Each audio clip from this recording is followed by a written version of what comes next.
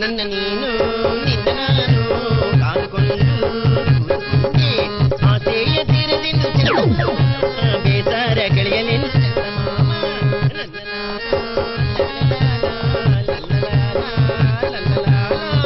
ಹೊಯ್ ಹೊಯ್ ಹೊಯ್ ನನ್ನ ನೀನು ನಿನ್ನ ನಾನು ಕಾದುಕೊಂಡು ಆಸೆಯ ತೀರದಿಂದ സിദ്ധു ഡോക്ടർ അങ്കിൾ എടുത്തോണ്ട് പോടാ ഡോക്ടർ അങ്കിൾ എന്തുപറ്റി എവിടെയെങ്കിലും വീണോ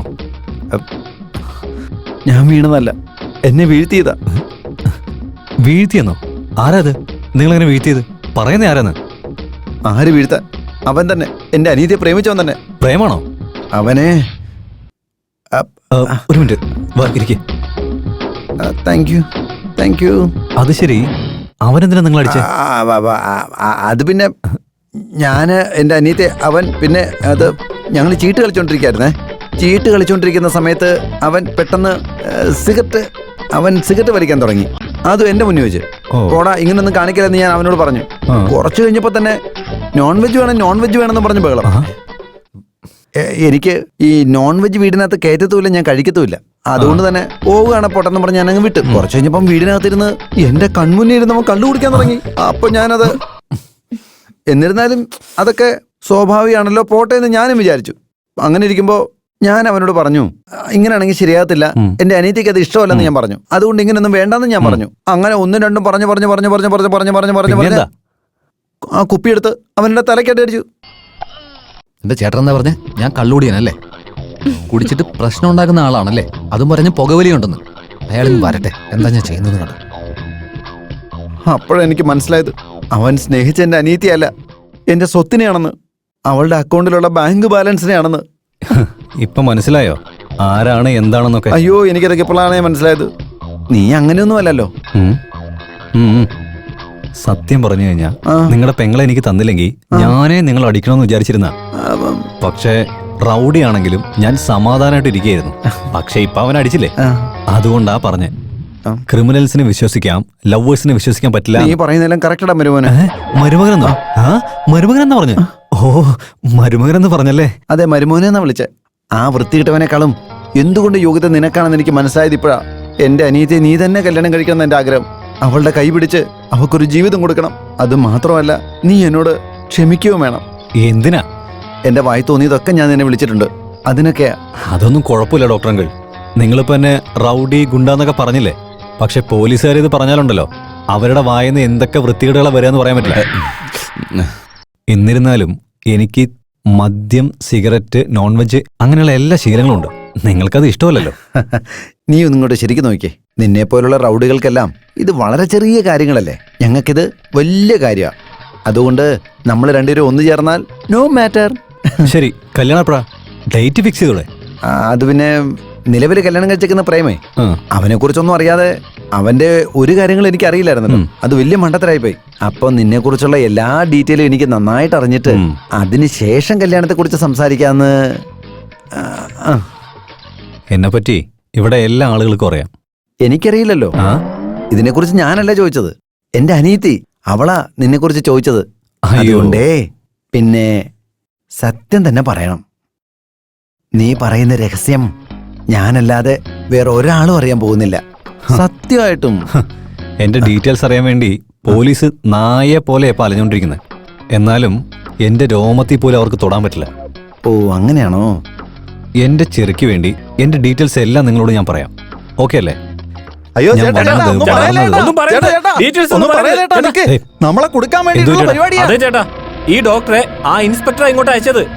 എന്തിനാണ് നുണ പറയുന്നത്? ഇയാൾ അങ്ങനെയുള്ള ആളല്ല. അയ്യോ, ഇവൻ നല്ലവനാ. ആ ഇൻസ്പെക്ടർ ഉണ്ടല്ലോ, അവൻ ചേട്ടനെ അറസ്റ്റ് ചെയ്യാൻ വേണ്ടിട്ട് ഈ സാധനത്തിന് യൂസ് ചെയ്തതാണ്. ഇവൻ പറയുന്നത് പച്ചക്കള്ളോ? ഇവൻ പറയുന്ന പറയാൻ എനിക്ക് തലയ്ക്ക് വട്ടാണ്. ഇതെന്റെ ഡോക്ടറങ്ങളാ. ഇയാളെ പറ്റി ആരെങ്കിലും എന്തേലും പറഞ്ഞാ? ചേട്ടാ, ഞങ്ങൾ കള്ളം പറയോ? വേണമെങ്കിൽ നിങ്ങൾ നോക്ക്.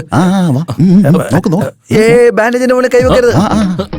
കണ്ടോ ചേട്ടാ, സീക്രട്ട് മൈക്കാ. അയ്യോ, ഈ ബാൻഡേജിന്റെ ഉള്ളിൽ എങ്ങനെയാ മൈക്ക് വന്നെന്ന് എനിക്ക് ഇതുവരെ ഒന്നും മനസ്സിലായിട്ടില്ല. സത്യമായിട്ട് എനിക്കിതൊന്നും അറിയത്തില്ല. അതെ പോലീസുകാരാ, നീ പ്രശ്നക്കാരനാണെങ്കിൽ ഞാൻ അതിലും വലിയ പ്രശ്നക്കാരനാ. നിന്റെ ഇത്തരത്തിലുള്ള കളിയൊന്നും എന്നോട് വേണ്ട.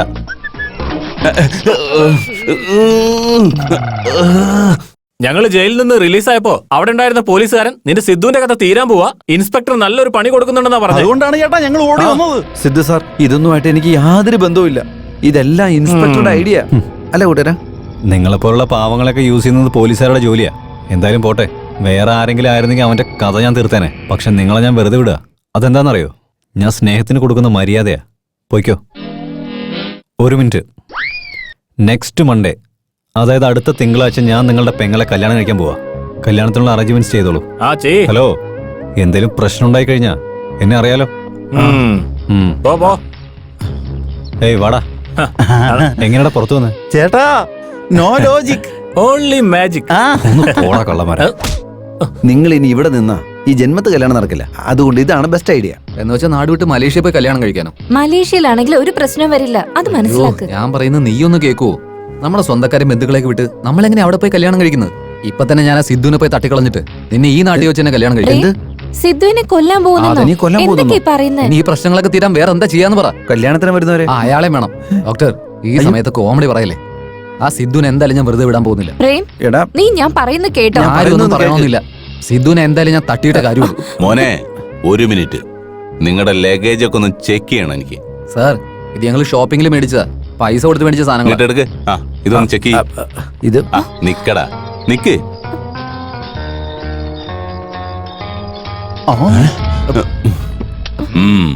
ഇതിന് ലൈസൻസ് ഉണ്ടോ? ഞാൻ ചോദിച്ചത് ഗണ്ണിന്റെ ലൈസൻസ് അല്ല, ഡ്രൈവിംഗ് ലൈസൻസ് അല്ല. ഗൺ ലൈസൻസ് ഒന്നും എന്റെ കയ്യിലില്ല. ലൈസൻസ് ഇല്ലാതെ ഗണ്ണ് കൈവശം വെക്കരുത് നിനക്ക് അറിഞ്ഞൂടെ? അത് മാത്രമല്ല സാർ, ഈ കേസിന് ജാമ്യം കിട്ടത്തില്ല. നോൺ ബെയിലബിൾ അഫൻസാ. കറക്റ്റ് അല്ലേ? You are under arrest. ഇതെന്തേ കാണിക്കുന്നത്? സാർ, സാർ, ഞാൻ പറയുന്നത് കേൾക്ക്. ഡോക്ടർ അങ്കിൾ, മലേഷ്യക്ക് പോകണോ? അവിടെ പോയി രണ്ടുപേരും കല്യാണം നടത്താൻ പോവാ. നടത്തി കൊടുക്ക്. പക്ഷേ എന്റെ ഗിഫ്റ്റ് മാത്രം നിങ്ങൾ മറക്കണ്ട. ആ cherry, oh my cherry. Sir, ഇവൻ ഒരു തെറ്റും ചെയ്തിട്ടില്ല സാർ. അതെനിക്കറിയാം. പിന്നെ എന്തിനാണ് സാറെ അറസ്റ്റ് ചെയ്തത്? അവനെ പുറത്തോട്ട് വിട് സാർ. അവൻ അറസ്റ്റ് ചെയ്തിരിക്കുന്നത് കൃത്യമായ തെളിവോടുകൂടിയാ. സാർ, ഇവൻ ഇന്നസെന്റ് സാർ, അത് നിങ്ങൾക്ക് മനസ്സിലാവും. ഇതുവരെ അവൻ ആരോടും ഒരു തെറ്റും ചെയ്തിട്ടില്ല സാർ. സാർ, ഇങ്ങോട്ട് നോക്ക് സാർ, കൊതുക് അടിക്കാണ് സാർ. അയ്യോ സാറേ, അവൻ ജയിലിനകത്ത് കിടന്ന് കഷ്ടപ്പെടുക. ഒരു കൊതുകുതിരിയെങ്കിലും മേടിച്ചു കൊടുക്കുക സാറേ. ഇവരുടെ രണ്ടുപേരുടെയും കല്യാണം മുടക്കാൻ ആ സിദ്ധു ചെയ്തതാണ് സാറേ. അതിന് ഞാനാ സാക്ഷി. അവനെ ആദ്യം അറസ്റ്റ് ചെയ്തു സാറേ. നിങ്ങൾ അങ്ങനെയാണെങ്കിൽ പരാതി എഴുതി തരൂ. എഴുതി തന്നാ ഇവനെ വിട്ടിട്ട് അവനെ അറസ്റ്റ് ചെയ്യാവോ സാറേ? ഗൺ ആരുടെന്ന് കോടതിയിൽ നിന്ന് തീരുമാനം വരുന്നവരെ രണ്ടുപേരും വിടില്ല. ഡോക്ടറെ, നിങ്ങൾ കംപ്ലൈന്റ് ചെയ്ത് കൊടുക്കുന്നേ. അവനെ പിടിച്ചുകൊണ്ട് നീ സെല്ലിൽ ഇടട്ടെ. അവനെ ഞാൻ എന്താ ചെയ്യാൻ പോകുന്നതെന്ന് കണ്ടോ നിങ്ങൾ? ചേട്ടാ വേണ്ട ഏട്ടാ, അവനെ കൊന്ന ഇവൻ ലൈഫ് ലോങ് ജയിലിൽ കിടക്കില്ലേ? പിന്നെ ഞാൻ ആരെ കല്യാണം കഴിക്കുക? മോളെ നമസ്കാരം സാർ.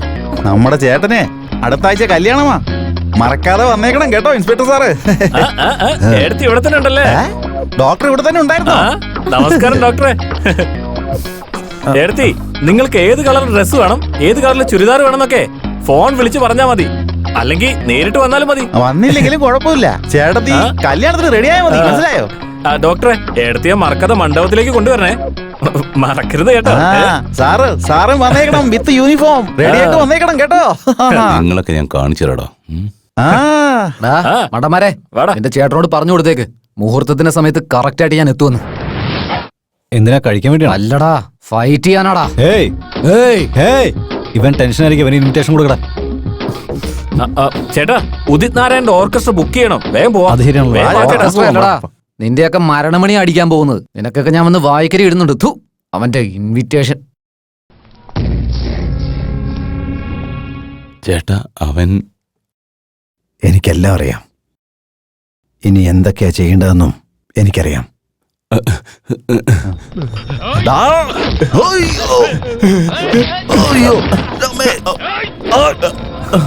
ഏയ്, അടുത്തങ്ങനെ വന്ന ഇൻസ്പെക്ടറെ തല ഞാൻ പൊട്ടിച്ചു കളയും. കോൺസ്റ്റബിൾ, തോക്ക് താഴെ വെക്ക്. ഇൻസ്പെക്ടർ, എനിക്കൊരു വണ്ടി വേണം. 2 വീലർ 4 വീലർ? 4 വീലർ.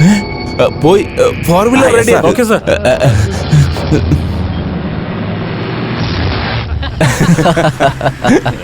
നീ ഗണ്ണ് പിടിച്ച സ്റ്റൈൽ കണ്ട നീയാണ് പോലീസ് ഓഫീസർ എന്ന് വിചാരിക്കും. ഞാൻ ക്രിമിനലാന്ന് എല്ലാരും പറയുള്ളൂ. സാർ, എന്തൊക്കെ പറഞ്ഞാലും ശരി, എന്നെ സഹായിച്ചതിന് എത്ര നന്ദി പറഞ്ഞാലും മതിയാവില്ല. അതെ, ഒരു കാര്യം പറയട്ടെ, ഇത് നമ്മൾ രണ്ടുപേരും ചേർന്നുണ്ടാക്കിയ പ്ലാനെന്ന് ആരോടും പറയരുത്. നീ പോയിക്കോ, എന്നോട് ഇറക്കിക്കോ, ഞാൻ പോയിക്കോളാം. അയ്യോ അത് പറ്റില്ല സാർ, വണ്ടി അങ്ങ് നിർത്താൻ പറ്റില്ല. ചെറിയ അവിടെ വലിയ പ്രശ്നത്തില. 1 മിനിറ്റ് ലേറ്റ് ആയിട്ട് എത്തിയാലും എന്താ സംഭവിക്കാന്നറിയില്ല. I am very sorry. നീ വണ്ടി നിർത്ത് പ്ലീസ്, വണ്ടി നിർത്ത്. സാർ ആ ഗണി എന്ന് ഞാൻ പറയുന്നത് കേക്ക്. നീ ഒന്ന് വണ്ടി നിർത്ത്. ഇപ്പൊ എന്താ വേണ്ടത്? വണ്ടി നിർത്ത്. ആ ഇറങ്ങിക്കോ. എടാ എടാ, എന്താടാ സഹായിച്ചവനെ നീ റോഡിൽ തള്ളിയിട്ട് പോയല്ലോടാ.